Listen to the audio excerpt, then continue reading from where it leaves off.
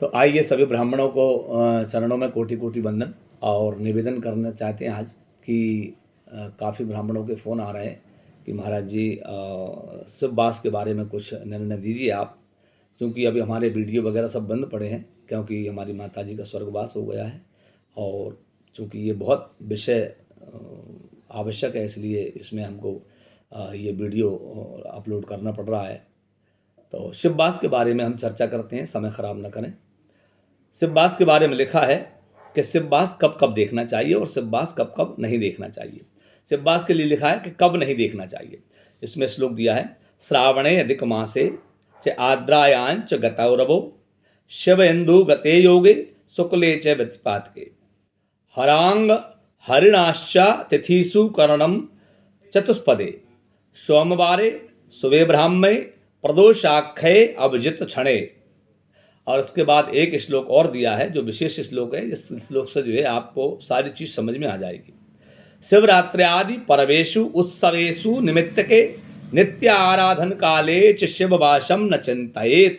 इसका मतलब है कि अगर शिवरात्रि पर्व है और उस दिन शिववास नहीं है तो हमें शिववास देखने की आवश्यकता कतई नहीं होती है।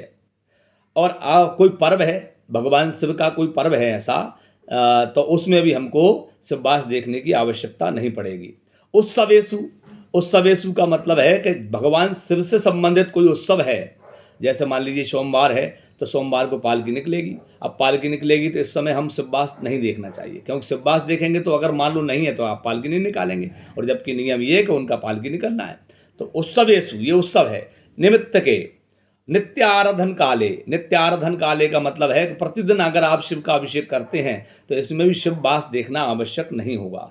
नित्य आराधन काले च शिववासम न चिंतयेत, ये इसका नियम बताया गया है। इसका मतलब है कि श्रावण मास में किसी भी प्रकार का शिववास देखना आवश्यक नहीं होता। फिर भी अगर आपको लग रहा है कि थोड़ा बहुत एक नज़र डाल लें तो नज़र डाल सकते हैं। बहरहाल इसमें श्लोक के माध्यम से, ये मेरे पास पुस्तक है, ये मुहूर्त प्रजात है, इसमें लिखा है, इसके आधार पर ही मैं आपसे ये बात कर पा रहा हूँ।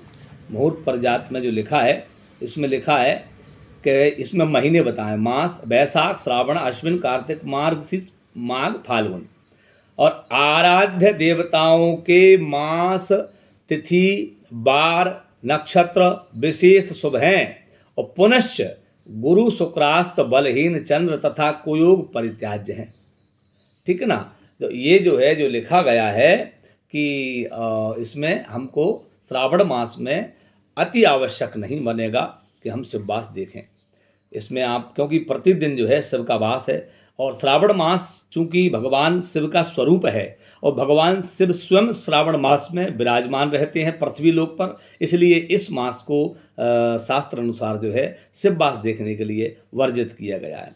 और फिर भी धर्मशास्त्र के आधार पर जो मेरे पास मुझे उपलब्ध हुआ मैंने आप तक पहुंचाने का प्रयास किया। इसके बाद आप स्वतंत्र हैं कि आप देखें तो अच्छी बात है, ना देखें तो आपका मन है, लेकिन इस पर विवाद करके अगर जीतना चाहें कि शिववास नहीं है साहब तो ये अनुष्ठान नहीं हो सकता, तो ये बात सर्वथा गलत है।